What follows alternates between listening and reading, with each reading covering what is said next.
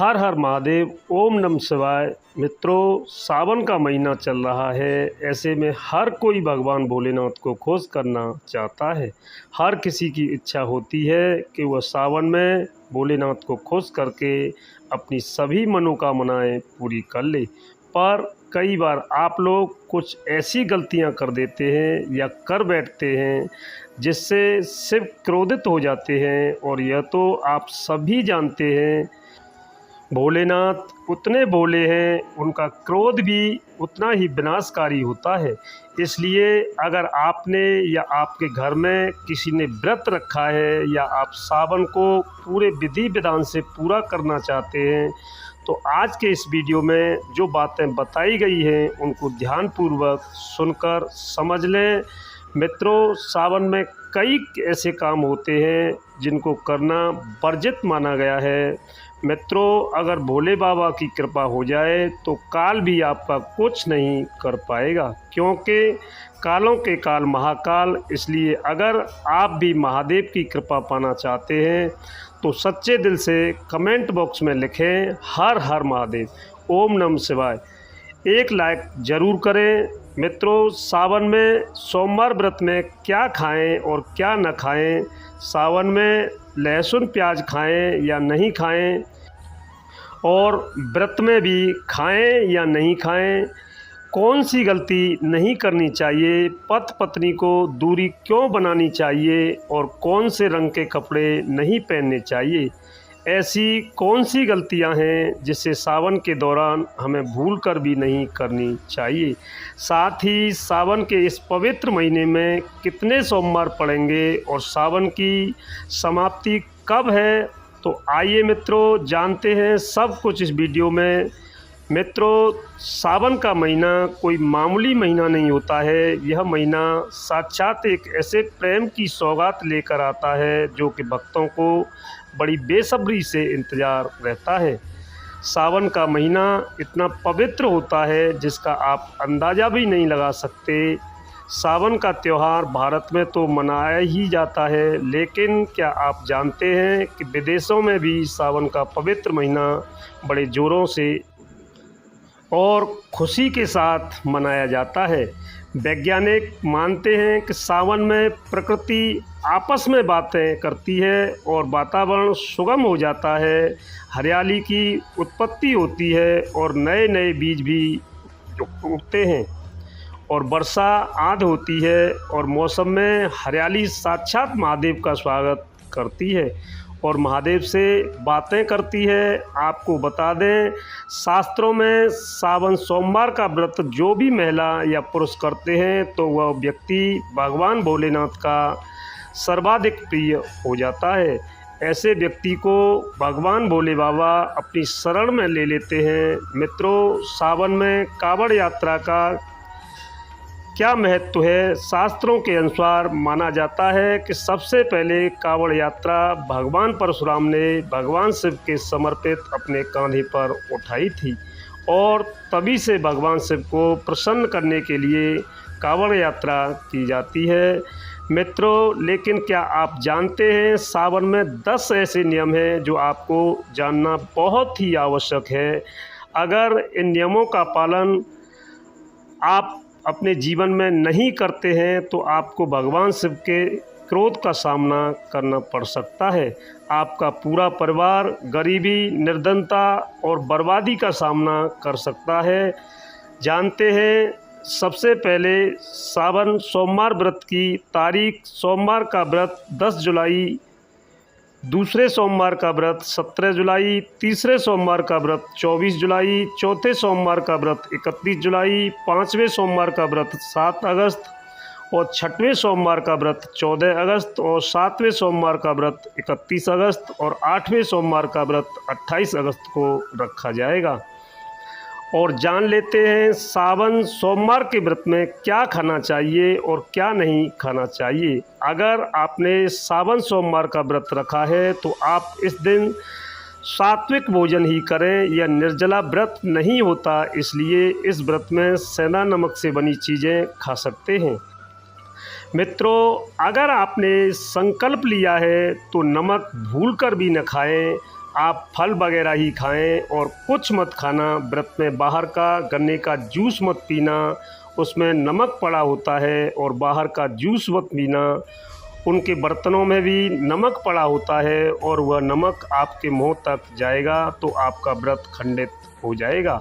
व्रत में डब्बा बंद जूस भी नहीं पीना चाहिए, उससे कई केमिकल पड़े होते हैं जिससे व्रत खंडित हो जाता है। मित्रों, सावन में कई बार शुक्रवार का दिन पड़ जाता है तो खट्टा भूल कर भी मत खाना, क्योंकि माता संतोषी इस दौरान जागृत अवस्था में हो जाती हैं और पोस्ट हो जाती हैं। और इस दिन आप पानी पूरी, इमली की चटनी वगैरह, खट्टे फल वगैरह जाने अनजाने में भी मत खाना, क्योंकि इससे माता संतोषी क्रोधित हो जाएंगी। और एक बार माता संतोषी रुष्ट हो गई तो आपको ज़िंदगी भर कष्ट भोगना पड़ेगा। माता रानी भोली हैं, पर सावन के महीने में जो भी शुक्रवार के दिन खट्टा खाता है उसे परेशानी और माता के क्रोध का सामना करना ही पड़ता है। सावन में साधारण नमक फलों पर लगाकर या अमरूद के बीच में भरकर भूलकर भी नहीं खाना चाहिए। आप सेंधा नमक फलों पर लगाकर खा सकते हैं। सावन के व्रत में चाय पी सकते हैं, लेकिन चाय में नमक मत डालना, इससे हड्डियां गल जाती हैं। सावन के व्रत में दूध नहीं पीना चाहिए, इससे भगवान से क्रोधित हो जाते हैं। सावन में हल्दी मिलाकर दूध पीने से भयंकर श्राप लगता है। सावन में बच्चों को दूध पी लेना चाहिए, घर में बड़ों को दूध नहीं पीना चाहिए। यदि सावन का व्रत अगर आपने मीठा रखा है तो आप खीर, पराठा, दही पराठा खा सकते हैं। आप चाहें तो सेंधा नमक से बने आलू के पकवान खा सकते हैं। आलू की सब्जी, ऊटू के आटे की रोटी साथ ही खा सकते हैं, लेकिन आटा ध्यान से देख लें, पुराने आटे में कीड़े पड़ जाते हैं जिससे आपका व्रत खंडित हो सकता है।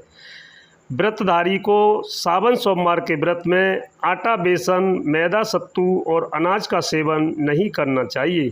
इसके अलावा अन्य किसी भी व्यक्ति को मांस, मदिरा, लहसुन, प्याज इत्यादि का भी सेवन नहीं करना चाहिए। वहीं व्रत रखने वाले व्यक्ति को धनिया पाउडर, मिर्ची पाउडर, नमक का सेवन भूल कर भी नहीं करना चाहिए। चाहे आप हों या न हो, किसी भी व्यक्ति को कड़ी पकौड़ा नहीं खाना चाहिए। और वहीं पत्तेदार सब्जियां, पालक, मेथी भाजी, बथुआ, पत्ता गोभी जैसी सब्जियां भूल कर भी नहीं खानी चाहिए, जहर के समान मानी जाती हैं। इसमें कीड़े आ जाते हैं। और जो भी व्यक्ति सावन में बैंगन की सब्ज़ी खाता है उस व्यक्ति को घोर पाप लग जाता है। इसी कारण लोग द्वादशी और चतुर्दशी पर बैंगन नहीं खाते। पत्तेदार सब्जियां क्यों नहीं खाई जाती, इसके पीछे एक कथा है, मैं आपको बता रहा हूँ। मित्रों, सावन के पवित्र महीने में कौन सी गलती नहीं करनी चाहिए। ये गलतियाँ पाप का भागीदार बनती हैं और साथ ही साथ ऐसा व्यक्ति नरक में अटका रह जाता है। सावन में घर के सभी लोगों को सुबह जल्दी उठना चाहिए और जितना जल्दी हो सके कम से कम पहला सावन स्नान अवश्य करें। परिवार में सब कुछ दान करना चाहिए। यदि कोई बीमार है तो उस पर गंगा जल के छींटे मार दें। सावन में किसी भी गरीब का अपमान न करें। मित्रों, क्या पता है उस गरीब के रूप में भगवान शिव ही हों, क्योंकि भगवान शिव सावन में अपने भक्तों की परीक्षा लेने आते हैं। सावन में देर रात तक सोने वाली महिला का पति बर्बाद हो जाता है और उसकी मृत्यु निकट भविष्य में जल्दी हो जाती है। इसलिए पति के उठने से पहले सावन में हर स्त्री को जल्दी उठ जाना चाहिए और भगवान शिव की पूजा करनी चाहिए। सोमवार व्रत आपको अवश्य करना चाहिए। ऐसा करने से धन लक्ष्मी का वास होता है और सावन में पति पत्नी का सहवास नहीं करना चाहिए। अगर आपने व्रत रखा है या आपकी पत्नी ने व्रत रखा है तो आप दूरी बनाकर रखें, क्योंकि इस दौरान भगवान शिव की शरण में होता है। ऐसा व्यक्ति सावन में घनघोर काले वस्त्र पहनकर मंदिर में नहीं जाना चाहिए। चाहे तो आप घर में काले वस्त्र पहन सकते हैं, लेकिन मंदिर में भूलकर भी मत जाना और ना ही व्रत में काले वस्त्र पहनना चाहिए। वैसे तो सावन में लहसुन प्याज नहीं खाना चाहिए, पर यदि आपका व्रत है तो उस दिन पूरे परिवार को लहसुन प्याज से परहेज करना चाहिए। सावन के महीने में घर में गंदगी नहीं होनी चाहिए, इससे प्रकृति नाराज़ हो जाती है। और सावन में आपके घर का जो मंदिर है उसमें माचिस के खाली डिब्बे या माचिस नहीं रखनी चाहिए। सावन में घर में किसी भी व्यक्ति को गाली नहीं देनी चाहिए, ना चुगली करनी चाहिए, पत्नी को अपशब्द नहीं कहना चाहिए और ना ही पति को अपशब्द कहना चाहिए। इससे भगवान शिव आपको श्राप दे देते हैं। सावन में जो भी व्यक्ति दूध में हल्दी डालकर पीता है उसके ऊपर महाकाल का क्रोध बरसता है। सावन में बाल, नाखून आदि नहीं काटने चाहिए या आपको पहले कर लेना चाहिए। कोई ज़्यादा समस्या हो तो आप ऐसा कर सकते हैं, पर शिव जी से क्षमा अवश्य मांग लें।